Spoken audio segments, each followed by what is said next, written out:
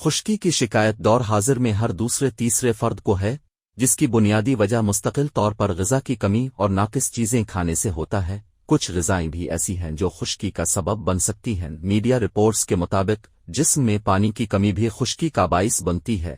یہ نہ صرف سر کی خشکی کو بڑھاتا ہے بلکہ پورے جسم کی جلد کو بھی خشک کر دیتا ہے، جس کے لیے ضروری ہے کہ انسان دن میں 8 گلاس پانی لازمی پیے۔ طبی ماہرین کا کہنا ہے کہ اچھی صحت رکھنے اور خشکی سے بچنے کے لیے ضروری ہے کہ ہر انسان گائے کا گوشت، انڈے، ہری سبزیاں، اناج کا زیادہ سے زیادہ استعمال کرے تاکہ خشکی جیسی بیماری سے بچے۔ جسم میں خشکی ہونے سے دیگر بیماریاں بھی جنم لیتی ہیں، جن میں معدے کی بیماری اور آنتیں سوکھنے کی بھی بیماری ہو جاتی ہے۔ ماہرین کا کہنا تھا کہ اگر آپ خشکی سے نجات چاہتے تو چینی، سوڈا جیسی غذاؤں سے پرہیز کریں، کیونکہ چینی اور پروسیسڈ فوڈز کا زیادہ استعمال کھوپڑی پر مائکروجنز موہے کے توازن کو بگاڑ سکتا ہے اور مالاسیزا کی نشوونما کو فروغ دیتا ہے، جو خشکی میں اضافہ کا باعث بنتا ہے۔